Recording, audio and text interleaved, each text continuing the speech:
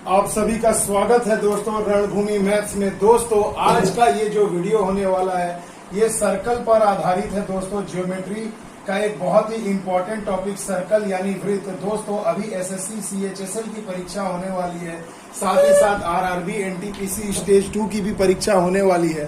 तो दोस्तों आज का ये वीडियो आप सभी के लिए इन सभी एग्जाम के लिए बहुत ही महत्वपूर्ण है। तो मेरे बच्चों चलिए आज मैं आपको ये बताना चाहता हूं कि इस वीडियो में मैं बिल्कुल बेसिक कंसेप्ट पर चर्चा करूंगा सर्कल वृत्त पर, ताकि इसके बाद जब ये मैं बेसिक कंसेप्ट आपको अच्छे से समझा लूं तो इसके बाद हम चर्चा करेंगे कि इससे जुड़े आने वाले परीक्षा में प्रश्नों पर, और वहां से बिल्कुल आपका SSC CHSL MTS CGL tyre 1, 2 और आरआरबी के सभी एग्जाम में दोस्तों 1 से 2 अंक आपका पक्का हो जाएगा। तो चलिए दोस्तों ज्यादा वीडियो को लंबा न किए बिना हम लोग स्टार्ट करते हैं कि कैसे हम लोग बेसिक कंसेप्ट को समझे। तो बिल्कुल शुरू से अंत तक देखिएगा, किसी भी पार्ट को छोटा मत समझिएगा, मिस मत करिएगा, क्योंकि आज का ये वीडियो अगर आप अच्छे से देखोगे तभी इसके बाद जो क्वेश्चन वाला वीडियो मैं बनाऊंगा तो धुआंधार तरीके से क्वेश्चन को उड़ाऊंगा, उसे जरूर देखिएगा। तो दोस्तों सबसे पहले चलिए हम एक वृत्त बनाते हैं, और अब इस वृत्त में क्या क्या प्रॉपर्टीज होंगी ये आपको जानना बहुत जरूरी है। तो सबसे पहले देखिए दोस्तों, हमने एक वृत्त बनाया और इसका एक केंद्र दे दिया, इसे हम क्या कहेंगे, केंद्र कहेंगे। एक वृत्त का केंद्र होता है O। अब देखिए दोस्तों, केंद्र से अगर हम चारों तरफ किसी भी तरफ परिधि पर अगर किसी भी बिंदु को टच करें तो ये क्या हो जाता है दोस्तों, रेडियस हो जाता है। रेडियस यानी कि त्रिज्या हो जाती है। बहुत ही आसान से भाषा में समझाऊंगा दोस्तों, समझिएगा। अगर मान लीजिए मैं इसे इस तरफ खींच दूं तो भी ये रेडियस त्रिज्या हो जाएगा मेरे बच्चों, इतना तो आप सभी जानते ही हैं। अगर मैं एक ऐसी रेखा खींचूं जो केंद्र से होकर गुजरे और वो परिधि पर दोनों तरफ टच करे, यानी मान लीजिए मैं एक रेखा ऐसा खींचा यहाँ इस परिधि से, वो वृत्त के केंद्र से होते हुए दूसरे तरफ जा रही है और उसके विपरीत परिधि पर जाकर बिंदु को टच कर रही है, तो ये पूरे चीज को मैं क्या कहूंगा मेरे दोस्तों, मैं इसे कहूंगा व्यास। व्यास का मतलब अंग्रेजी में हम कहते हैं डायमीटर। तो इससे हमें क्या पता चला कि रेडियस का दुगना व्यास होता है। तो देखिए एक फॉर्मूला हमारे पास आ गया, व्यास बराबर क्या होता है, 2 गुणे त्रिज्या। ये सभी बेसिक चीजें हैं, आप सभी जानते हैं, मुझे भली भांति पता है। मगर दोस्तों जब ये बिल्कुल बेसिक कंसेप्ट का वीडियो है तो बिल्कुल मेरा ये कर्तव्य है कि आपको बिल्कुल छोटी से छोटी चीजें भी बताऊं, ताकि एक बार रिवीजन हो जाए और जो नए बच्चे हैं वो बिल्कुल बेसिक से सीख सके। तो 2 in 1 हो जाएगा आज के इस वीडियो में। तो देखिए दोस्तों, ये त्रिज्या हो गई, व्यास हो गया, केंद्र हो गया। अब हम बात करते हैं वृत्त के अन्य प्रॉपर्टीज की। अब दोस्तों हम बात करते हैं जीवा की, यानी अब हमारा अगला टॉपिक क्या, जीवा। जीवा को अंग्रेजी में हम कॉर्ड कहते हैं, CHORD, कॉर्ड। अब ये कॉर्ड क्या होता है, तो मेरे बच्चों याद रखना कि वृत्त के अंदर कहीं भी उसके परिधि के दोनों सिरों को मिलाने वाली रेखा को ही हम जीवा कहेंगे। मान लीजिए ये AB एक रेखा हमने खींच दिया जो वृत्त के परिधि पर कोई बिंदु A है और ठीक इसके विपरीत वृत्त के परिधि पर कोई बिंदु B है, तो इन दोनों को अगर जो मिलाएंगे तो वो जो रेखा होगी उसे हम क्या कहेंगे, जीवा कहेंगे। तो मैं कह सकता हूँ कि ये भी एक जीवा होगी, मैं कह सकता हूँ कि ये भी एक जीवा होगी, इधर भी होगी, किसी भी तरफ आप खींच सकते हैं, ये भी एक जीवा होगी, इधर भी एक जीवा होगी। तो कहने का मतलब है जीवा क्या हो गया कि वृत्त के अंदर परिधि दो विपरीत छोर पर परिधियों पर मिलाने वाली रेखा, जो 2 बिंदु है उनको मिलाने वाली रेखा को हम जीवा कहेंगे। तो मेरे बच्चों, तो क्या मैं कह सकता हूँ कि एक वृत्त के अंदर सबसे बड़ी खींची जा सकने वाली जीवा क्या होगी, तो देखो अगर केंद्र से होकर गुजरे तो हमें तो पता है कि भैया ये व्यास होता है, डायमीटर होता है। तो क्या मैं इस व्यास को भी जीवा कह सकता हूँ? जी हाँ, बिल्कुल कह सकता हूँ। तो मैं कह सकता हूँ कि एक वृत्त के अंदर सबसे बड़ी खींची जा सकने वाली जीवा क्या है, वो खुद वृत्त का व्यास होगा। यानी वृत्त के अंदर जो सबसे बड़ी जीवा हम खींच पाएंगे उसे हम क्या कहेंगे, व्यास कहेंगे। कभी कभी MCQ में ये भी क्वेश्चन आपको मिल जाएगा, आप देख पाएंगे। तो मेरे बच्चों ये बहुत ही आसान सा कंसेप्ट है, इसे समझ लीजिए। अब चलिए हम कंसेप्ट पर चलते हैं। अगला जो टॉपिक है वो है टेंजेंट। अब देखिए दोस्तों, टेंजेंट का मतलब क्या होता है, स्पर्शक। यानी वृत्त के परिधि पर किसी भी बिंदु पर अगर कोई रेखा उसे केवल स्पर्श करके जा रही है मान लीजिए वृत्त का ये परिधि है, ये परिधि पर मैंने एक बिंदु ले लिया और एक सरल रेखा इसे ऐसे टच करके जा रही है, तो इस रेखा को मैं क्या कहूंगा दोस्तों, टेंजेंट कहूंगा, स्पर्शक कहूंगा। और इसमें जो मुख्य बात आपको जाननी चाहिए वो ये है कि अगर वृत्त का जो अर्धव्यास होगा, यानी कि वृत्त की जो त्रिज्या होगी, वो वृत्त के किसी भी टेंजेंट, वृत्त से को स्पर्श करके जाने वाले टेंजेंट यानी स्पर्श रेखा पर हमेशा क्या होती है मेरे बच्चों, लंबवत होती है। तो ये बात आपको जाननी होगी। तो ये वाला जो एंगल होगा वो ऑलवेज क्या होगा, 90 डिग्री होगा। यानी कि टेंजेंट पर त्रिज्या हमेशा क्या गिरती है, कैसे गिरती है दोस्तों, लंबवत पड़ती है, यानी 90 डिग्री का कोण बनेगा। ये आपको जानना होगा। अभी टेंजेंट पर आधारित 4 टॉपिक है दोस्तों, जो कैसे कैसे 2 वृत्तों का केस आएगा वो मैं आगे डिस्कस करूंगा। आइए चलते हैं अगले टॉपिक पे। अब देखिए दोस्तों, अगला जो टॉपिक है वो टॉपिक है अर्धवृत्त तथा चाप। अब मेरे बच्चों एक चीज आप मुझे ये समझाइए कि अगर मैं कह दूं कि एक वृत्त का व्यास अगर मैं ऐसे खींचूं, जो वृत्त के केंद्र O से गुजरेगा तभी तो व्यास होगा ना। तो देखो ये व्यास जो है ना, पूरे वृत्त को क्या कर रहा है, 2 खंडों में विभाजित कर रहा है। क्या कर रहा है, 2 भाग में विभाजित कर रहा है। तो मेरे भाई ये अगर पूरा एक वृत्त है, अगर एक व्यास बीच से चली जाए तो देखो ये इसे 1 और ये 2 भागों में बांट रही है। तो इन दोनों भागों को हम क्या कहेंगे, इसे हम अर्धवृत्त कहेंगे। क्या कहेंगे मेरे दोस्तों, अर्धवृत्त। क्योंकि देखो ये वृत्त का ये वाला पोर्शन क्या आधा हो जा रहा है। एक तरबूज है, अगर आप उसे बीच से काटोगे तो 2 बराबर भाग में काट दिया ना, तो वो दोनों क्या हो जाएंगे, अर्धवृत्त हो जाएंगे। आई बात समझ में। तो सिंपल सी चीज है, ये अर्धवृत्त आपने समझ लिया। अब अगला जो टॉपिक है उस पर चलिए हम चर्चा करते हैं, वो है चाप। अब दोस्तों चाप क्या होता है, चलिए मैं आपको एक बहुत ही बेहतरीन चीज बताता हूँ। तो देखिए मेरे बच्चों, ये मान लीजिए एक वृत्त हो गया। अब इस वृत्त का एक केंद्र हो गया। अब मान लीजिए कि मैंने एक अर्धव्यास खींच दिया इस प्रकार से। इसका मैं, ये वृत्त का केंद्र है, ये नाम दे दिया OA। OA क्या है मेरे बच्चों, ये वृत्त की त्रिज्या हो गई। अब चलिए मैं दूसरी एक त्रिज्या खींच दूं, इसका मैं नाम दे देता हूं OB। तो देखो OA और OB ये दोनों क्या हो गए, त्रिज्या हो गए मेरे भाई। अब देखो जब दोनों त्रिज्या है तो इन दोनों त्रिज्या के कारण एक भाग बीच में गठित हो रहा है, देखो बन रहा है। इसे हम क्या कहेंगे, इसे हम कहेंगे मेरे बच्चों त्रिज्या खंड। क्या कहेंगे, त्रिज्या खंड। और ये त्रिज्या खंड, इसे हम अंग्रेजी में क्या कहेंगे दोस्तों, सेक्टर हो जाता है। ये इसे क्या कहेंगे, सेक्टर। तो मेरे बच्चों अब इसी में देखो कि जब त्रिज्या खंड, नाम से ही पता चल रहा ना कि त्रिज्या के द्वारा बनने वाला खंड, हिस्सा, खंड। ये मान लो एक गोल पिज्जा आप ले आए हैं, तो पिज्जा को हम लोग इस तरह से कट करके इसे बाहर निकालते हैं ना। तो देखो ये दोनों अगर रेडियस है तो रेडियस के द्वारा घिरे हुए भाग को हम क्या कहेंगे, त्रिज्या खंड कहेंगे। तो इसी में देखो एक यहाँ पर चाप भी बन रहा है AB। देखो ये चाप हो गया, यानी इस प्रकार से जो हिस्सा बन रहा है ये A है और ये B है। तो इसे हम क्या कहेंगे दोस्तों, चाप कहेंगे। क्या कहेंगे, चाप। तो इस चाप की आपको लंबाई भी परीक्षा में पूछी जाती है। तो चाप की लंबाई होती है 2πr/360, ये याद रखिएगा। और एरिया ऑफ सेक्टर यानी त्रिज्या खंड का क्षेत्रफल क्या हो जाता है, तो इसका क्षेत्रफल का फॉर्मूला होता है πr²θ/360 डिग्री। ये बहुत ही इंपॉर्टेंट चीज है जो एग्जाम में आपको अक्सर पूछी जाती है। तो देखिए त्रिज्या खंड भी आप समझ गए, चाप भी समझ गए। आइए चलते हैं अगले टॉपिक पर। अब देखिए दोस्तों, अगला जो टॉपिक है वो है वृत्तखंड। वृत्तखंड यानी सेगमेंट। मान लीजिए मेरे बच्चों कि अगर किसी भी वृत्त में मैं एक जीवा खींच दूं, तो देखो जीवा मतलब जो व्यास से न गुजरे, वैसी कोई छोटी जीवा खींच दूं, व्यास से अगर गुजरेगी तो वो अर्धवृत्त हो जाता है। और अगर मान लीजिए व्यास से न गुजरे और बाकी कहीं से भी गुजरे, तो वृत्त को देखिए 2 भागों में बांट रही है। तो इसी 2 भाग को हम कहेंगे खंड। तो किसका खंड है ये, तो ये वृत्त का खंड है। तो जो बड़ा भाग होगा उसे हम कहेंगे दीर्घवृत्त खंड, दीर्घवृत्त खंड।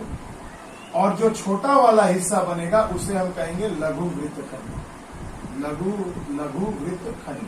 तो ये बहुत ही सिंपल सी चीज है, आप सभी को पता भी होगा, आप सभी जानते भी होंगे, इसमें कोई बड़ी चीज नहीं है। अब देखो मेरे भाई, ये दीर्घ वृत्तखंड और ये लघु वृत्तखंड। अब अगर इसी में मैं आपको एक चीज और ऐड कर दे रहा हूं कि देखो ये परिधि है वृत्त की, मतलब जहां से शुरू किया चारों तरफ घूम करके अगर हम वहीं वापस आ जाएं तो उस दूरी को हम क्या कहेंगे दोस्तों, परिधि। तो एक वृत्त की परिधि आप लोगों ने पढ़ा होगा मेंसुरेशन में, क्या होता है 2πr। परिधि क्या होता है 2πr, 2 गुणा पाई गुणे आर, आर यानी कि त्रिज्या। तो ये सब बिल्कुल बेसिक कंसेप्ट है। आइए चलते हैं अगले टॉपिक पर। अब दोस्तों अगला जो टॉपिक है वो टॉपिक, उस टॉपिक का नाम है संकेंद्रीय वृत्त। संकेंद्रीय का मतलब क्या होता है, संकेंद्रीय वृत्त मतलब कोसेंट्रिक सर्कल्स। मतलब क्या होता है कोसेंट्रिक सर्कल का, कि मान लीजिए मैंने यहाँ एक वृत्त बनाया और इसका केंद्र O है।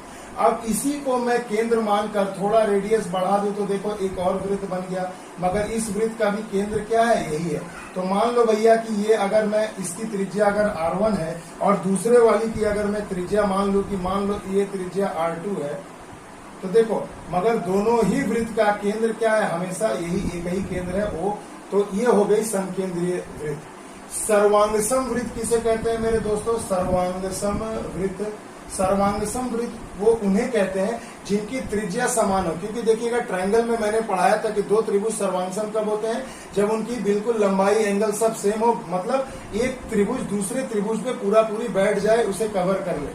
तो सर्वांगसम वृत्त किसे कहेंगे, सर्वांगसम वृत्त का एक सबसे इंपॉर्टेंट कंडीशन है कि 2 वृत्तों को मैं सर्वांगसम तभी कहूंगा जब उनकी त्रिज्या क्या होगी, समान होगी।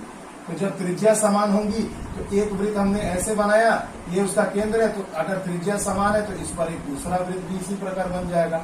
तब मैं कहूंगा कि दोनों वृत्त क्या है बच्चों, सर्वांगसम है। और संकेंद्रीय मतलब कि केंद्र समान होंगे, त्रिज्या समान नहीं होगी, केंद्र केवल समान होंगे। आ गई बात समझ में। तो ये एक टॉपिक चलिए हमने कवर कर लिया, समझ लिया, इससे आपको क्वेश्चन भी मिलेगा परीक्षा में। अब चलिए हम लोग अगले टॉपिक पे चलते हैं, उसका नाम है परिवृत्त। परिवृत्त, परिवृत्त। अब इसे हम क्या कहेंगे दोस्तों, अंग्रेजी में कहते हैं सरकम सर्कल। सरकम सर्कल इसका मतलब क्या होता है, तो परिवृत्त का मतलब होता है कि आप एक किसी त्रिभुज का परिवृत्त खींचना। तो मान लीजिए कि ये एक ट्रायंगल है, इस प्रकार से हमने बना दिया कि ये एक ट्रायंगल है। अब इसके परिवृत्त मतलब इसके चारों तरफ जो इसका जो तीनों जो शीर्ष बिंदु है, उन तीनों शीर्ष बिंदु को मिलाते हुए अगर एक आप वृत्त खींच देंगे तो इसी वृत्त को हम कहेंगे परिवृत्त या सरकम सर्कल। ये बहुत ही इंपॉर्टेंट चीज है, आप आकृति में जैसा कि देख पा रहे हैं, इसे अच्छे से समझिएगा। परिवृत्त बनने का एक ही कंडीशन है कि जो त्रिभुज के जो तीनों शीर्ष बिंदु है A, B, C, उन तीनों से गुजरेगी एक वृत्त, तभी वो उसका क्या कहलाएगा, परिवृत्त। परिवृत्त आप लोग समझ गए, बिल्कुल बेसिक कंसेप्ट बता रहा हूँ। इसके अगले वीडियो में धुआंधार क्वेश्चन कराऊंगा दोस्तों, और चुटकियों में उड़ाऊंगा एसएससी के सारे क्वेश्चन, आप जरूर देखिएगा। मगर उससे पहले आपको ये वीडियो उससे भी ज्यादा जरूरी है, क्योंकि जब तक कंसेप्ट नहीं होगा तब तक आप जंग जीत नहीं पाओगे मेरे बच्चों। तो इसे हमेशा याद रखना मेरी बात को। तो ये परिवृत्त हमने समझ लिया। अब आइए हम लोग चलते हैं अंतःवृत्त। अंतःवृत्त के बारे में हम लोग पढ़ते हैं। इसे अंग्रेजी में कहते हैं इन सर्कल। इन सर्कल। तो जो अंग्रेजी भाषी विद्यार्थी हैं, घबराइए नहीं, मैं अंग्रेजी में भी नाम बताता जाऊंगा। अब अंतःवृत्त क्या होता है मेरे बच्चों, तो देखिए एक त्रिभुज है, हमने इसका नाम दे दिया ABC। अब क्या होगा कि अगर एक मैं सर्कल बनाऊं जो पूरा इस वृत्त इस त्रिभुज के अंदर अगर बनता है तो इसे मैं कहूंगा क्या, अंतःवृत्त। अब ये अंतःवृत्त जब बनता है तो भैया कुछ खास बातें सामने निकल कर आती है। ये वृत्त का केंद्र है O। अब मान लो इसकी त्रिज्या क्या होगी, ये ऐसे गई, ये ऐसे गई और ये ऐसे गई। तीनों त्रिज्या है तो तीनों समान होंगी। मगर आप याद रखिए कि अगर आप ध्यान से गौर करके देखें कि ये जो त्रिभुज की जो भुजा है वो देखो यहाँ वृत्त पर एक स्पर्शक के रूप में गई है। देखो ये स्पर्श करते हुए जा रही है। तो इससे ये सिद्ध होता है कि ये आपको अभी मैंने थोड़ी देर पहले एक कंसेप्ट बताया कि वृत्त का जो अर्धव्यास होता है वो स्पर्शक पर क्या होता है, लंबवत होता है। तो मैं कह सकता हूं कि OA is perpendicular on AB। Sorry OA नहीं, इसका XYZ मैं चलिए नाम दे देता हूं। तो मैं कह सकता हूं कि OX is perpendicular on AB, OY is perpendicular on BC और OZ भी परपेंडिकुलर होगा किस पर, AC पर। तो ये बहुत ही एक इंपॉर्टेंट खास प्रॉपर्टी है, इसे याद रखिएगा। और यहाँ OX, OY और OZ क्या है, सभी क्या है, वृत्त की त्रिज्याएं हैं, R है। तो देखिए ये कंसेप्ट बहुत अच्छा है, इंपॉर्टेंट है, इसे जानकर रखिएगा। तो ये देखिए बहुत ही आसानी से हमने आपको समझा दिया।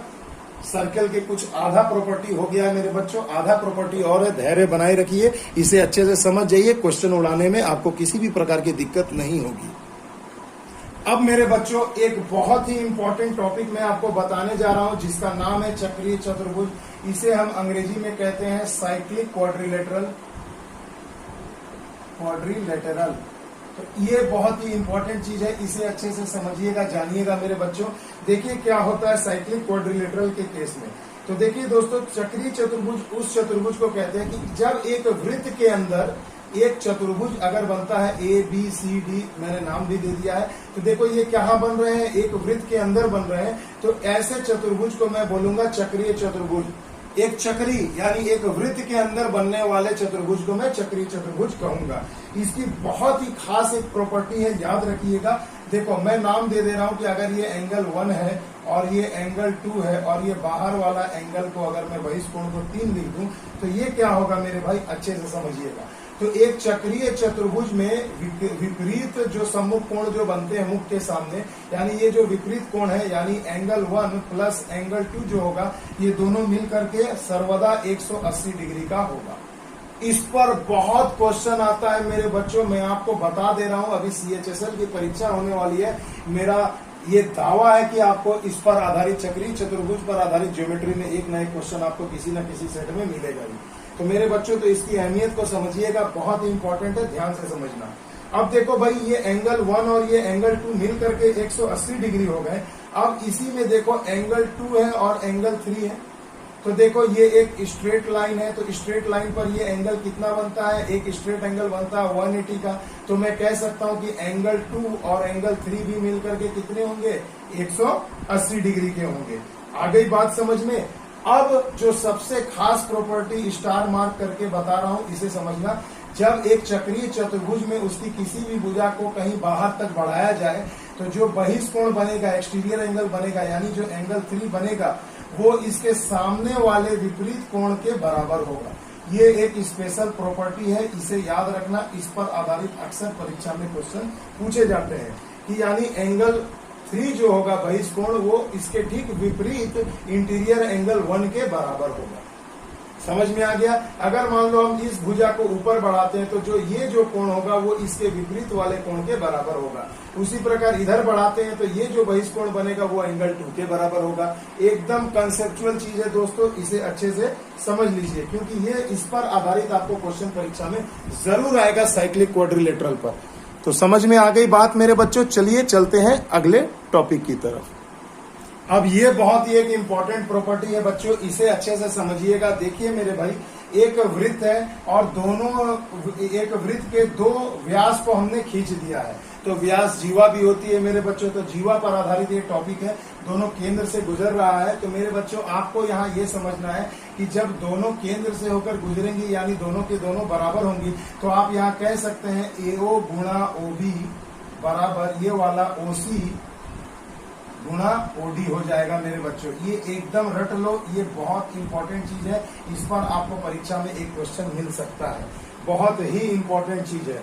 ठीक उसी प्रकार मान लो मेरे बच्चों की ये एक वृत्त है और इस पर मैं 2 जीवा खींच रहा हूँ। ये एक जीवा हो गई और ये एक जीवा हो गई। मैंने नाम दे दिया इसका, ये हो गया AB, और इसका नाम अगर दे दो मेरे बच्चों CD। और तो और इन दोनों को अगर मिलाते हैं, और देखिए अगर इन दोनों को मिलाया और अगर ये जहाँ पर कटान कर रहे हैं, अगर ये केंद्र है, तो मेरे बच्चों बहुत ही इंपॉर्टेंट चीज आपको ये समझा रहा हूँ कि तब देखो, अगर ये दोनों केंद्र से होकर गुजरेंगे तो मैं कह सकता हूं कि जो जीवा AB है वो क्या है, CD के बराबर होगी। ये याद रखना। कब? जब ये दोनों एक दूसरे को केंद्र पर काटें, वृत्त के केंद्र पर काटें, तो आप तब कह सकते हो कि ये AB और जो CD की जो लंबाई है वो आपस में एक दूसरे के क्या होगी, बराबर होगी। और अब अगला जो टॉपिक है दोस्तों, यहां से तो एक क्वेश्चन लगभग सभी एग्जाम में आता ही है, ये एकदम कंफर्म बात है। वो टॉपिक क्या है दोस्तों कि मान लीजिए ये एक वृत्त है और ये उसका केंद्र है, और कहीं भी वृत्त में एक जीवा खींच दो, अगर जीवा का नाम ए बी है तो देखिए हमने आपको बताया था ना, ये जो रेडियस है ये सामने वाली जीवा पर क्या होगी, लंबवत होगी और उसे दो बराबर भागों में बांट देती है। कितने भागों में? दो बराबर भागों में बांट देती है। तो अगर मैं एक त्रिज्या खींचूं यहाँ पर, तो देखो ये ए से मिल गया, तो ये आपका आर हो गया। तो आपसे पूछा जाएगा इस ओडी लंब की लंबाई। तो भैया ये ओडी निकालने का तरीका क्या है? तो सिंपल है, आप पाइथागोरस थ्योरम जानते हैं। ओडी बराबर हो जाएगा रूट अंडर, ओडी बराबर क्या होगा, देखो ये लंब है तो लंब बराबर क्या होता है, कर्ण का स्क्वायर यानी ओए स्क्वायर माइनस एडी स्क्वायर। और ये एडी आपको परीक्षा में नहीं दिया जाता है, ए बी दिया जाता है, तो जस्ट उसका हाफ कर देना, यही हो जाएगा। इसे आप और एक तरीके से बना सकते हो कि अगर मैं ओडी को मिला दूं तो भी तो ये त्रिज्या ही हो गई। तो भैया यहाँ पर आप देखिए, अगर ओडी आपसे पूछा जाए तो आप इधर भी बना सकते हो, आप इसे ऐसे कि OD square minus D square या डी स्क्वायर, आप ऐसे भी लिख सकते हैं। तो दोनों के दोनों क्या है मेरे बच्चों, सेम चीज है। तो ये टॉपिक अच्छे से समझिए, इस पर आपको कंफर्म है कि परीक्षा में एक सवाल मिलेगा ही। अब चलिए बच्चों हम लोग चलते हैं स्पर्शक, जो मैंने टेंजेंट आपको बताया था बेसिक की टेंजेंट किसे कहते हैं और कैसे त्रिज्या एक टेंजेंट पर लंबवत होती है। मगर अब आपको मैं 4 टॉपिक समझाऊंगा और कैसे उनका हम लोग निकालेंगे कि स्पर्शकों की संख्या क्या होगी। आइए उस टॉपिक को भी अच्छे से समझ लेते हैं। तो देखिए दोस्तों, स्पर्शक टेंजेंट की संख्या हम कैसे ज्ञात करेंगे, आइए मैं आपको बहुत ही बेहतरीन तरीके से समझाता हूँ। तो मेरे बच्चों, इसे समझने के लिए आपको अभी स्पर्शक भी जानना जरूरी है, तो जो मैंने अभी इसी वीडियो में थोड़ी देर पहले बताया था।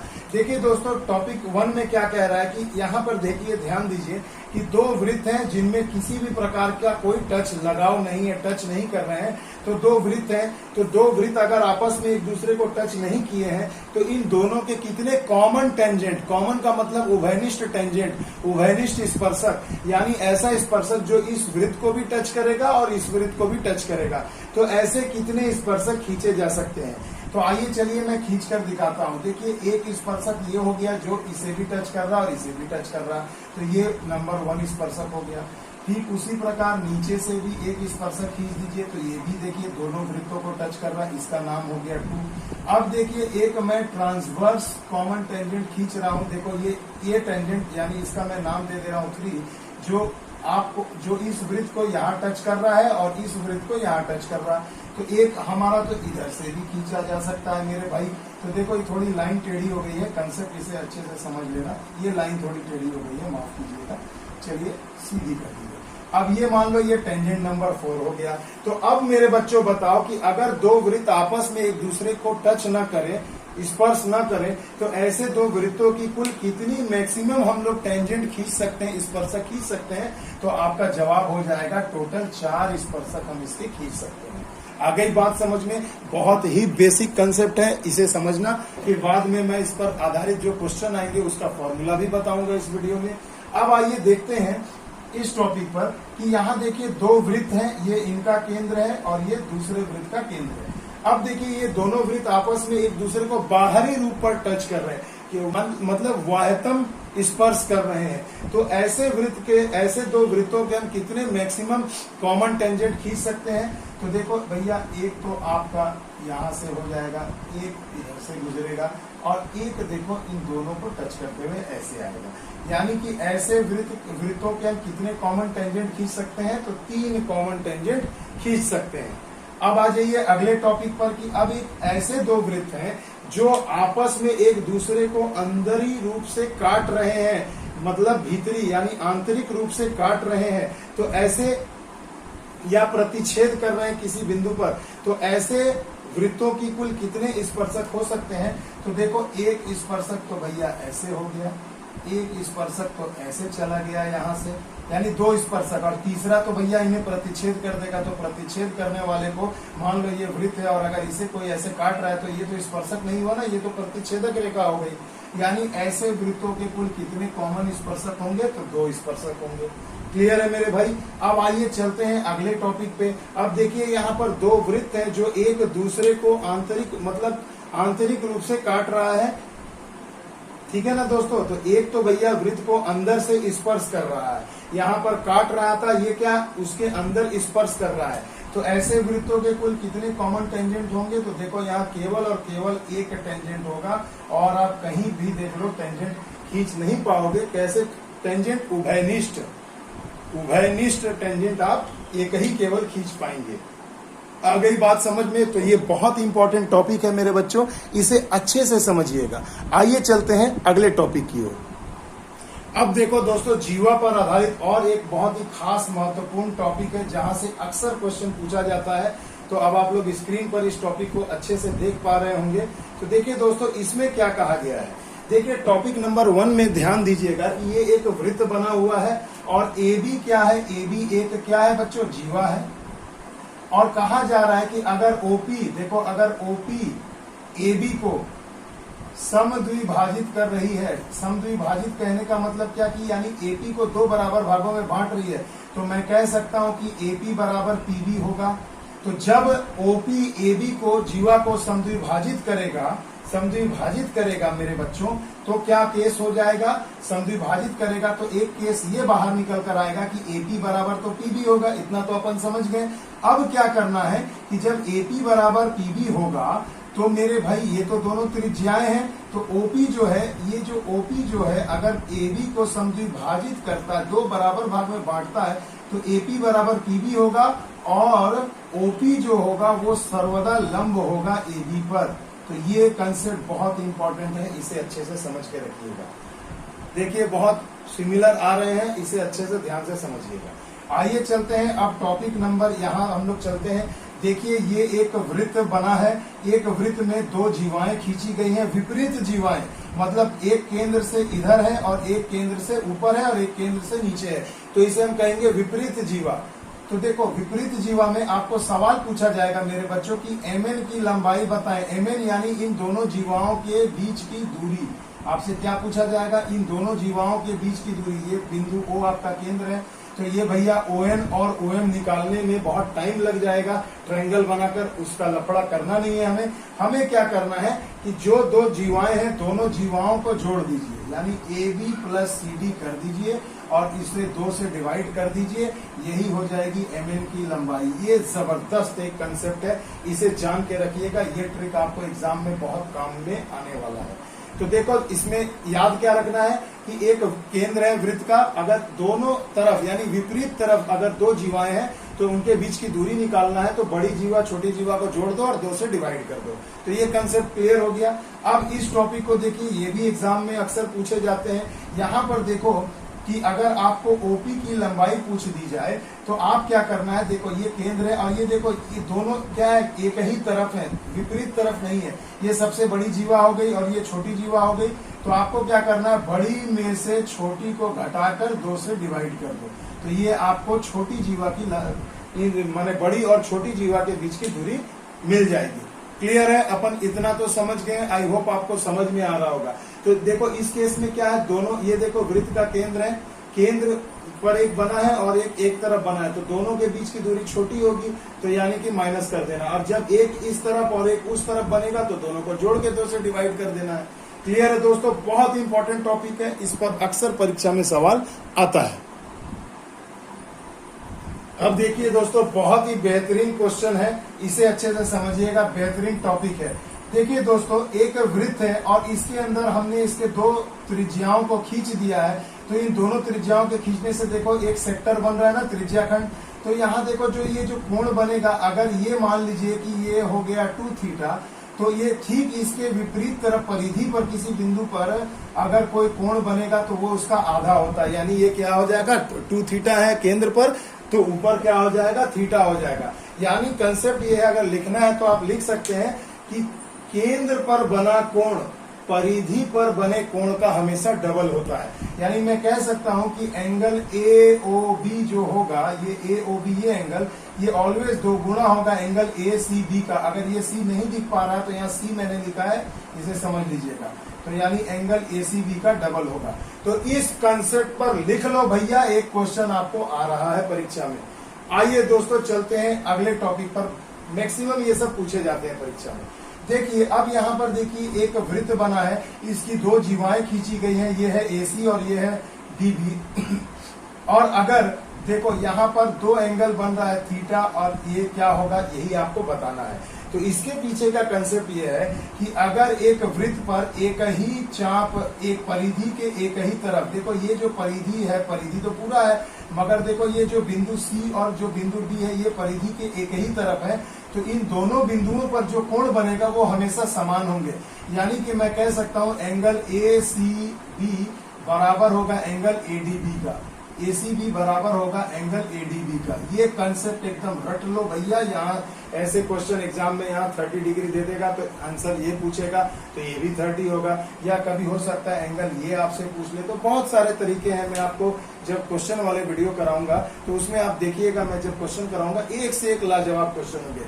बस मेरे भाई इस कंसेप्ट को हजम करो अच्छे से, एक दिन समय देता हूँ, आज हजम करो, कल धुआंधार इस पर क्वेश्चन कराऊंगा।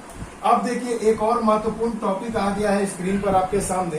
देखिए बच्चों, एक वृत्त है ये, इस वृत्त का व्यास है AB। तो देखो भैया, जब एक वृत्त होगा और उसका व्यास है अगर AB, तो व्यास के दोनों तरफ से अगर माने दोनों बिंदुओं से अगर कोई एक रेखा परिधि पर खींची जाए और दोनों रेखाएं जो खींची जा रही है अगर परिधि पर किसी बिंदु पर मिलेगी तो उस जगह पे सर्वदा 90 डिग्री का कोण बनेगा। क्या बनेगा? 90 डिग्री का कोण बनेगा। अगर मैं इसे इधर खींच दूं ऐसे और इसे ऐसे मिला दूं तो ये वाला एंगल भी आपका 90 डिग्री होगा। तो भैया इसका कंसेप्ट क्या होगा ये याद रखिएगा कि अर्ध वृत्त पर बना कोण सर्वदा क्या होता है? समकोण होता है, यानी 90 डिग्री का होता है। इसका पीछे का लॉजिक ये है मेरे भाई, तो इसे याद रखना। देखो अर्धवृत्त है ना, व्यास है तो दो वृत्त बट गए, आधा आधा।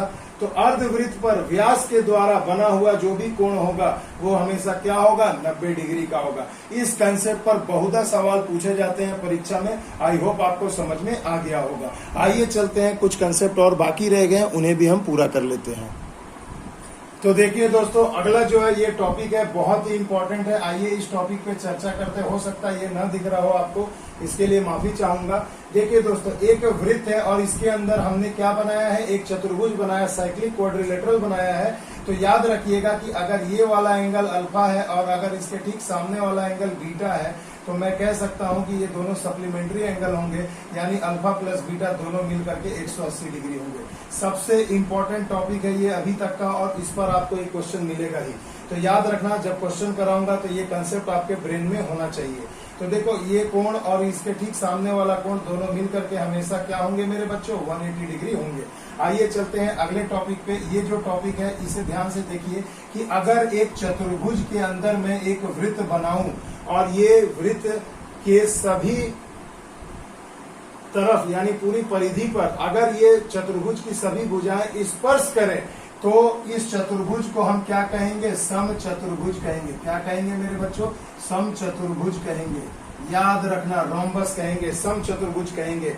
ये सबसे इंपॉर्टेंट है। एमसीक्यू में आपको एक फिल इन द ब्लैंक्स ऐसे पुराने क्लासों में, मगर अभी तो कॉम्पिटिटिव एग्जाम में ये एमसीक्यू में भी आजकल पूछ देता है एसएससी के परीक्षा में कि एक वृत्त के चारों तरफ एक चतुर्भुज की सभी भुजाएं स्पर्श कर रही हैं परिधि पर, तो बताइए ये चतुर्भुज क्या होगा? आपको 4 ऑप्शन दे दिए जाएंगे, याद रखिएगा ये क्या होगा? एक सम चतुर्भुज होगा।